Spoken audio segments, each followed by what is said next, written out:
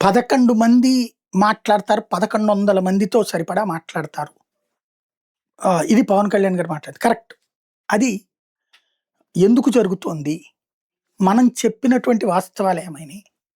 ఎలక్షన్స్‌కు ముందు 30,000 మంది ఆడపిల్లలు వాలంటీర్ల ద్వారా వైఎస్ఆర్ కాంగ్రెస్ పార్టీ నాయకులు తీసుకెళ్ళి వ్యభిచార గృహాలకు పంపించారు. ఇది నిజమా? మనం ఆ రోజు నిజమన్నాం. నిజమని నమ్మారు మన కార్యకర్తలందరూ. తటస్థులు కూడా నమ్మారు. తర్వాత ఏం తేలింది?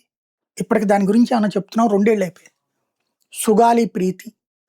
అమ్మాయికి అన్యాయం జరిగిందెప్పుడు? చనిపోయిందెప్పుడు? తెలుగుదేశం హయాం. కానీ జగన్‌ని నిలదీశాం. ఆ తర్వాతొచ్చి ప్రభుత్వం మారింది. సీబీఐ దర్యాప్తు అన్నాం. అదే ఏం చేసిందో తెలీదు. ఇప్పటిదాకా 2 ఏళ్ళు అయిపోయింది. చివరికి ఆ సుగాలి ప్రీతి తల్లి తిరగబడితే ఆమెని తిట్టిపోస్తున్నాం. ఇది ఎవరికి తప్పవుతది? వాలంటీర్లకు 10,000 రూపాయలు ఇస్తామన్నాం. మనల్ని నమ్మిందే గదా వాలంటీర్లు. చివరికి ఆ వ్యవస్థ ఏమైంది? సచివాలయ వ్యవస్థని మరింత పకడ్బందీగా చేస్తాను. వాళ్ళ సచివాలయ సిబ్బందిని కుక్క బతుకుల్లాగా మార్చేసాం మనం. దారుణంగా అవమానిస్తున్నాం. ఎవరిది తప్పు? వ్యవస్థలు ఎవరు సరి చేస్తున్నారు? ఎవరు నాశనం చేస్తున్నారు? అలాగే ఇవాళ ప్రభుత్వ ఉద్యోగులు కంఫర్టబుల్‌గా ఉన్నారా? నిరంతరం ఆ వీడియో కాన్ఫరెన్సులు, టెలికాన్ఫరెన్సులు పొద్దునుండి రాత్రి దాకా అర్థం పర్థం లేనటువంటి రివ్యూలతో ఏడిపించుకు తింటున్నది ఎవరు? అలాగే పోనీ గ్రౌండ్ లెవెల్ అంతా బాగుందా? ఎవరు ఇసుక డబ్బులు ప్రభుత్వానికి వస్తున్నాయా? మద్యం డబ్బులు ప్రభుత్వానికి వస్తున్నాయా? బెల్ట్ షాపులు లేవా? ఏం జరుగుతోంది? డ్రగ్స్ దొరకట్లేదా ఇప్పుడు? అప్పుడు దొరికితే జగనే అమ్ముతున్నాడని, ఇప్పుడు దొరికితే వాళ్ళు అమ్ముతున్నారు పట్టుకుంటున్నామని, అప్పుడు పట్టుకున్న వాటినే కదా మనం చూపించింది. పోనీ అప్పుడు జగన్ 2 షిప్పులతో డ్రగ్స్ తీసుకొచ్చాడని చెప్పాం. అదేమన్నా పట్టుకున్నామా? రేషన్ బియ్యం మొత్తం పట్టేసుకున్నాం, ఆపేసాం. Seize the ship. ఇప్పుడు రేషన్ అందరూ జనాలు తినేస్తున్నారా? ఇవన్నీ విధానపరమైనటువంటి అంశాలు. వీటినే సోషల్ మీడియాలో ప్రశ్నిస్తున్నది వైసీపీనే ప్రశ్నించట్లా. జనమందరూ ప్రశ్నిస్తున్నారు. దాన్ని మనం వైసీపీ వాయిస్ అంటున్నాం. కాదు.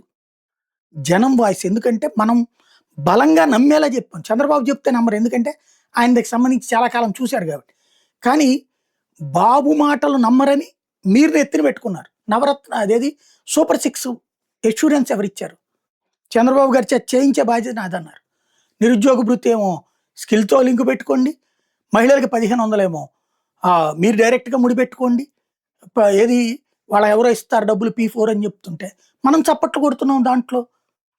కరెక్ట్ అయిన పద్ధతేనది? 50 ఏళ్ళకి పెన్షన్ అన్నటువంటిది చెప్పాం. అసలు కొత్తగా పెన్షన్ ఇస్తున్నామా? ఇవన్నీ ఏంటి?